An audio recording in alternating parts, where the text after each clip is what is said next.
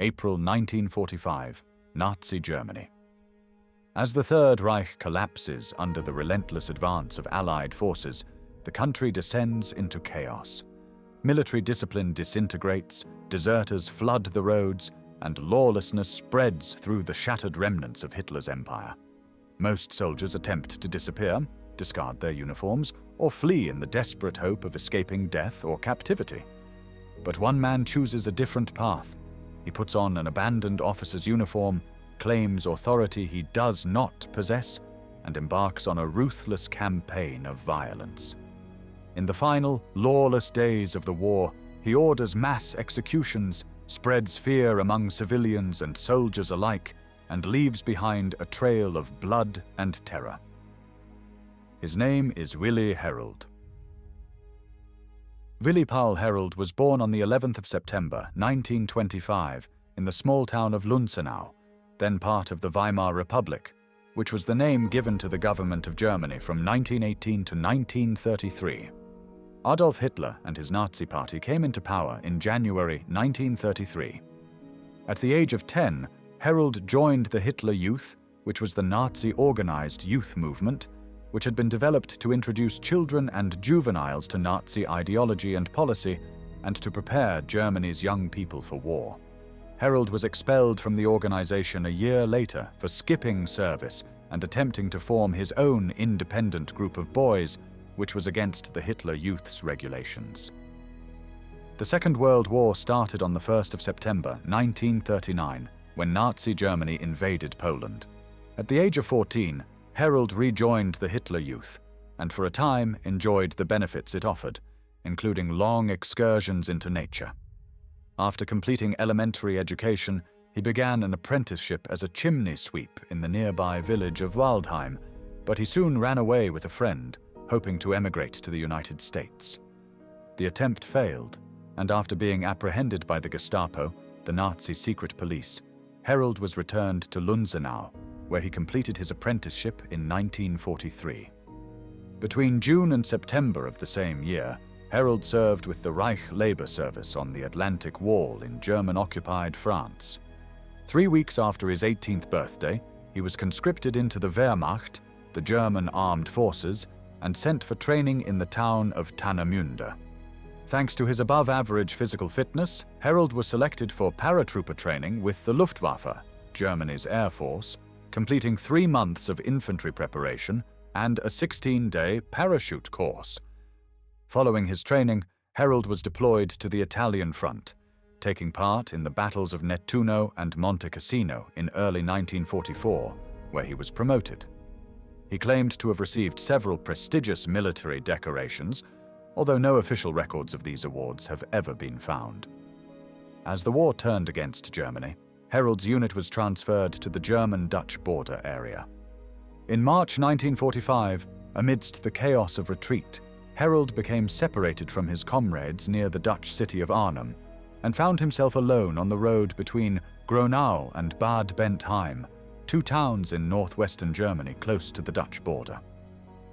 While traveling alone, Herold stumbled upon a damaged Wehrmacht vehicle abandoned in a ditch.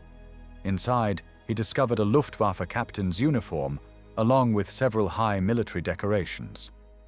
Seizing the opportunity, he put on the uniform and assumed the false identity of a paratrooper officer, calling himself Captain Herold of the 6th Parachute Division.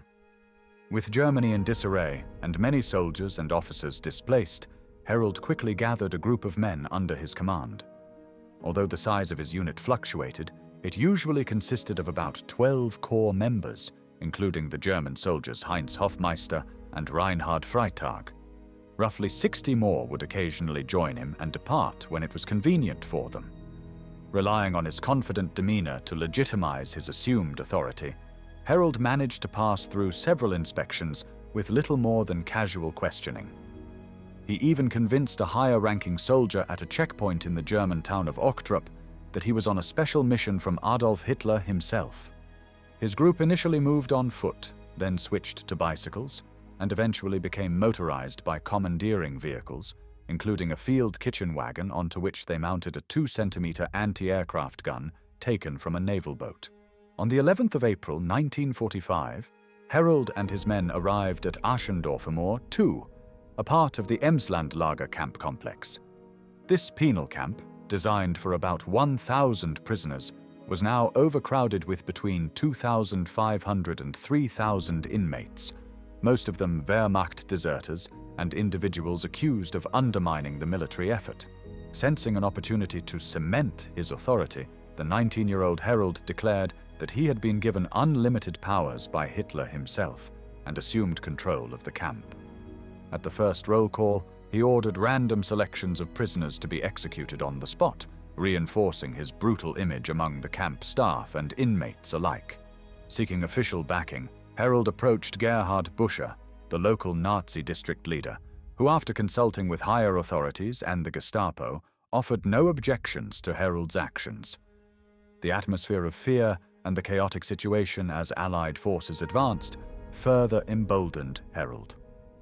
On the 12th of April 1945, Herold oversaw a mass execution in which 97 prisoners, many of whom had attempted to escape, were forced to dig their own graves before being shot. Grenades and the mounted anti-aircraft gun were also used during the massacre.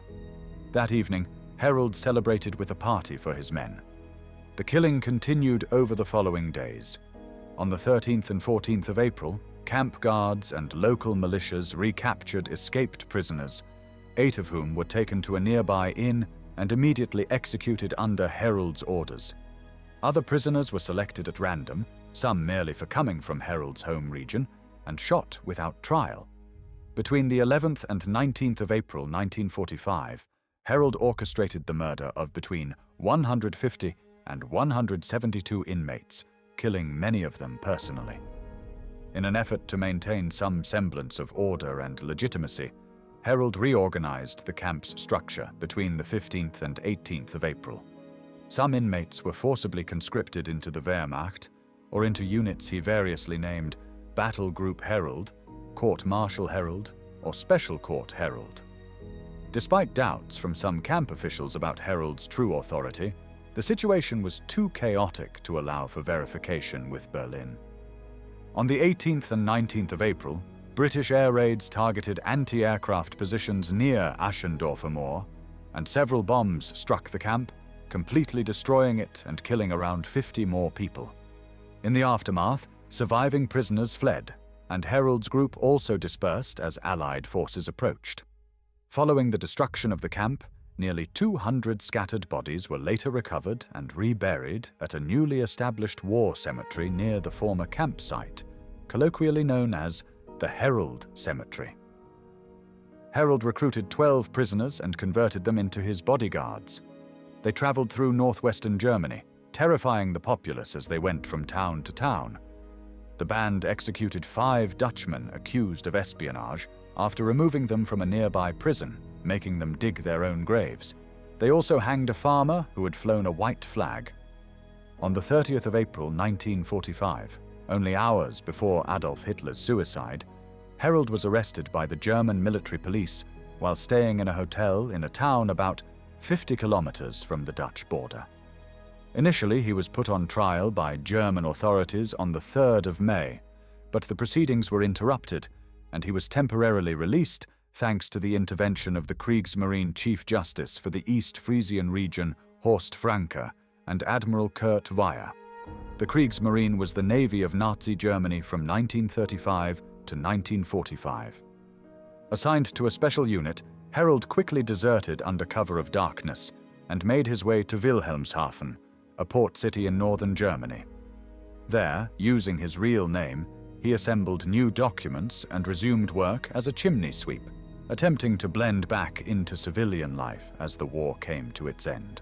Herold managed to live under his true name for several weeks, but on the 23rd of May 1945, he was arrested by British Royal Navy personnel for the theft of a loaf of bread and was sent to the civil internment camp Esterwegen. During the summer of 1945, British investigators began uncovering the extent of Herold's crimes, at first under the mistaken belief that many of his victims had been citizens of Allied countries. On the 1st of February 1946, Herold and 50 other inmates from Esterwegen were ordered by the British authorities to exhume the bodies of those murdered at the Aschendorfermoor II penal camp, with a total of 195 corpses being recovered. In August 1946, Herold and 12 others stood trial before a British military court in the city of Oldenburg, overseen by Colonel Herbert Baun. Throughout the proceedings, Herold displayed a notably relaxed demeanor and showed little remorse for his actions. During his initial interrogation, he remarked, "Why I actually shot those people in the camp, I cannot really say." On the 29th of August, he and 6 co-defendants were sentenced to death, with Herold being held responsible for the murder of 111 individuals. Willi Herold was 21 years old when, on the 14th of November 1946, he was executed by guillotine at Wolfenbüttel prison in Germany.